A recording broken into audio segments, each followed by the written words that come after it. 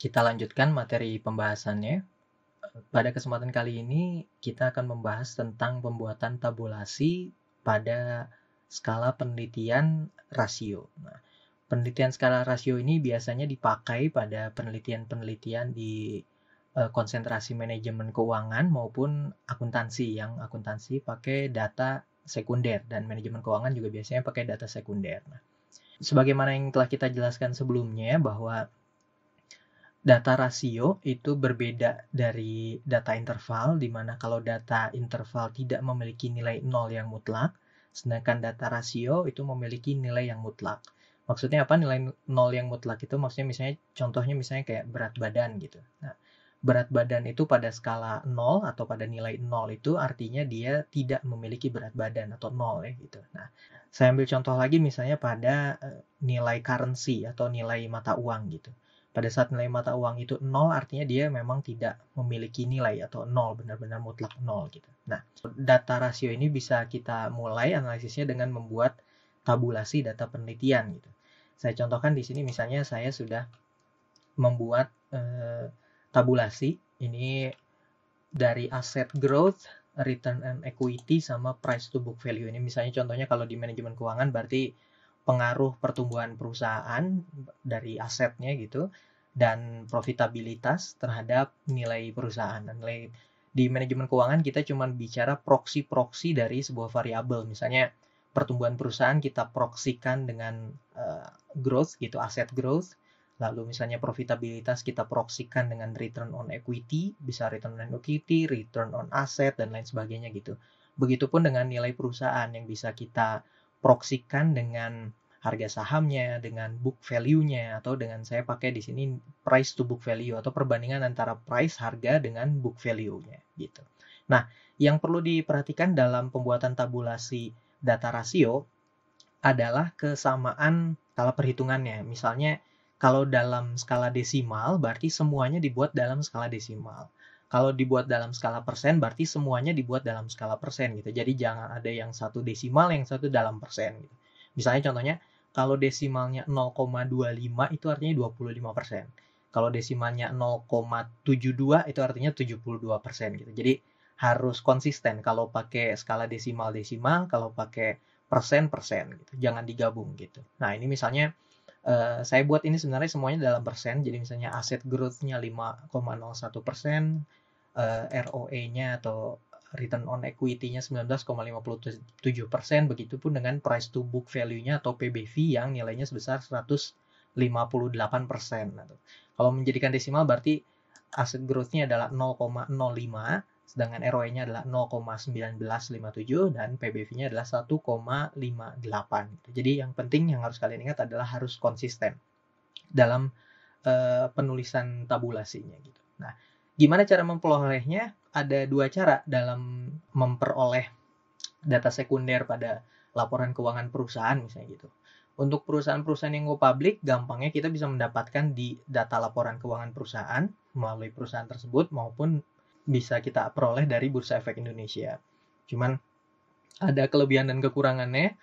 Kelebihannya adalah datanya yang kita peroleh dari laporan keuangan itu full mendetil gitu. Sedangkan kekurangannya adalah kita harus melakukan analisis terhadap nilai rasionya satu persatu. Nah, cara yang paling gampang biar kita nggak usah menghitung analisis laporan keuangannya menjadi rasio perhitungan itu satu-satu gitu, karena ada sebagian rasio yang tidak dimuat dalam laporan keuangan, kita bisa bergabung di sekuritas gitu, untuk pakai alat analisis laporan keuangannya sekuritas, karena di sekuritas biasanya udah punya tool sendiri atau udah punya sistem sendiri untuk melakukan kajian itu gitu, untuk melakukan analisis rasionya. Nah, kita tinggal ambil data dari sekuritas tersebut gitu.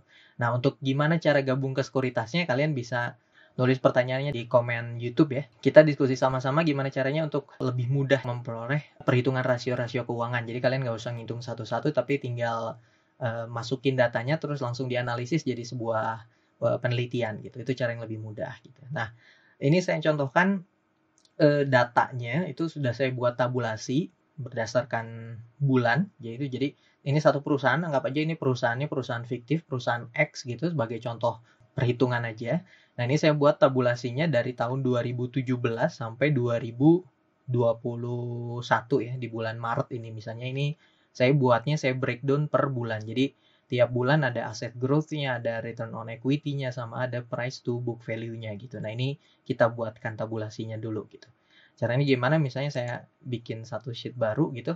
Misalnya gini, ini kan ada nomor, tahun, bulan, asset growth, return on equity, dan PBV ya. Berarti di sini seperti biasa ini nomor, lalu tahun, saya gitu, sini bulannya, lalu variabel X1-nya apa, X2-nya, kemudian variabel Y-nya gitu.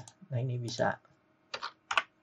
Nah, contoh basicnya kayak gitu. Dalam analisis laporan keuangan yang baik dalam satu penelitian itu paling tidak kita membutuhkan waktu time series ya. Time seriesnya itu sebanyak kurang lebih 5 tahun. Jadi misalnya kalau sekarang 2021 kan laporan keuangan 2021 belum ada. Artinya kita baru bisa pakai laporan keuangan 2020.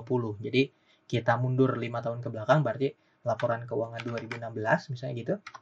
Terus 2017, 2018, 2019 dan 2020. Jadi ada 5 tahun ya, ada periodenya 5 tahun. Nah, dalam periode laporan keuangan ada yang bulanan, ada juga yang kuartil atau per kuartal ya, per 4 bulan gitu. Jadi kuartal dalam satu tahun itu kan ada 4 kuartal, kuartal 1, kuartal 2 sampai kuartal keempat gitu. Nah, itu periode kuartil kalau misalnya tidak dapat laporan keuangan yang per periode bulanan karena memang agak jarang juga atau agak susah juga, kita bisa juga ganti ini misalnya jadi kuartal gitu.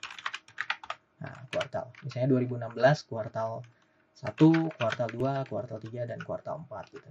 Terus 2017 di kuartal 1, 2, 3, 4 gitu, dan 2018 itu juga kuartal 1, 2, 3, 4, kuartal, terus misalnya 2019 kuartal 1, 2, 3, 4 itu, lalu 2020 pada kuartal 1, kuartal 2, kuartal 3, kuartal 4. Nah, ini tinggal dimasukkan nilainya.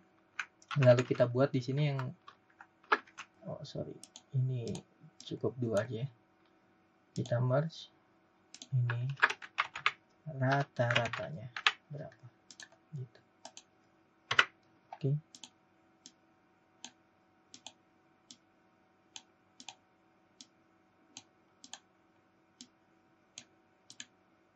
Oke, ini tinggal kita tarik aja terus nomornya 1, 2, 3, 4.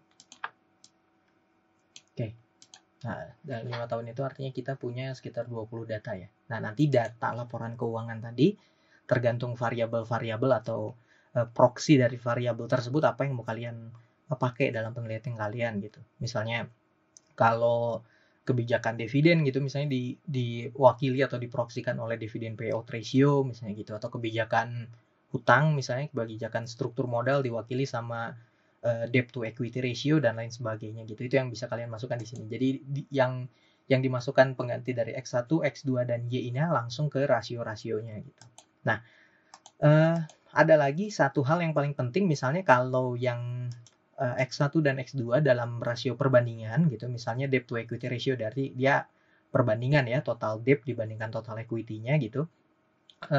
Sedangkan yang Y-nya misalnya dalam nilai currency, misalnya kayak harga saham gitu misalnya gitu. Nah, sebelum kita bisa melakukan analisis harga sahamnya itu harus kita standarisasi dulu, harus kita samakan dulu dengan rasio perbandingan. Itu biasanya kita pakainya logaritma natural atau ln gitu. Nah, nanti perhitungannya ada di SPSS gitu. Cuman itu perlu diingat dulu bahwa kalau yang satu dalam skala perbandingan sedangkan yang satu bukan dalam skala perbandingan, walaupun dalam sama-sama skala rasio gitu, skala data rasio, yang nilai currency-nya atau harus kita hitung terlebih dahulu untuk standarisasinya gitu, untuk standarisasinya dengan penghitungan logaritma natural atau ln gitu. Nah, itu cara pembuatan tabulasinya begitu, gampang. Jadi misalnya, nah ini tinggal dibikin tabelnya aja ya. Tinggal dibikin tabelnya gitu, tinggal dimasukin datanya gitu. Nah, untuk mempersingkat saya pakai contoh tabulasi yang udah saya bikin gitu, misalnya ini. Nah, ini kan untuk nilai rata-ratanya berarti tinggal sama dengan lalu average gitu. Average lalu tarik kolomnya. Oke, kurung tutup. Oke, nah dia langsung dapat ya. 6,18. Terus langsung ditarik ke kanan dan dia udah langsung dapat. Jadi rata-rata aset growth-nya 6,18, rata-rata ROE-nya 18,27 dan rata-rata price to book value-nya atau PBV-nya 184,43 gitu. Nah, itu di Excel-nya, fungsi Excel-nya sebenarnya tabulasi untuk data skala rasio sesederhana itu gitu. Nah, selanjutnya kita bisa pindahkan data ini ke SPSS. Di sini saya mungkin coba buka dulu SPSS-nya. Oke. Ini SPSS-nya tinggal di copy paste dari hasil tabulasi ini ya. Nah, oke. Jadi dibuka pertama ada di data view, jangan di variable view. Lalu kita buka data laporan keuangannya misalnya gitu. Nah, ini tinggal kita copy paste aja ya. Jadi isi datanya ini tinggal kita copy paste ke ini tinggal kita copy paste. Tinggal kita copy paste ke SPSS. Kita Ctrl V di sini. Oke. Nah, langsung masuk datanya var 1, var 2, var 3. Nah, tinggal kita ganti ya. Kita gantinya jangan di data view tapi gantinya di variable view. Misalnya untuk var 1 itu misalnya ini kan untuk variabel X1 gitu. var 2 untuk variabel X2 dan var 3 untuk variabel Y gitu. Tipenya numerical, weight-nya 8, bisa kita kecilin lagi misalnya cukup 6 gitu misalnya. Oke. Nah, ini di labelnya ini kita masukin. Misalnya kalau X1-nya itu tadi dari aset growth, berarti dimasukinnya di sini aset growth gitu. Nah, kalau misalnya X2-nya tadi ROE, misalnya masukin di sini ROE. Kalau Y-nya PBV, masukin PBV, begitupun yang lain-lainnya ya. Nah, yang penting kita ingat di sini measure-nya dalam skala scale ya. Semuanya dalam skala scale karena dia sudah masuk data rasio sebagaimana yang udah dibahas sebelumnya bahwa di SPSS cuman mengenal 3 skala data gitu. Skala pengukuran data cuman ada 3 yaitu ordinal, nominal, dan scale. Jadi untuk interval dan rasio dimasukkan dalam skala scale atau skala matematis lah ya gitu maksudnya. Scale gitu. Nah, udah kita bisa balik lagi ke sini. Balik lagi ke data view ya. Nah, ini datanya udah masuk, artinya ini data tabulasi untuk laporan keuangannya itu udah siap gitu. Oke, nah ini desimalnya 2 aja misalnya. Oke, gitu. Oke, cukup sekian pembuatan tabulasi data skala rasio.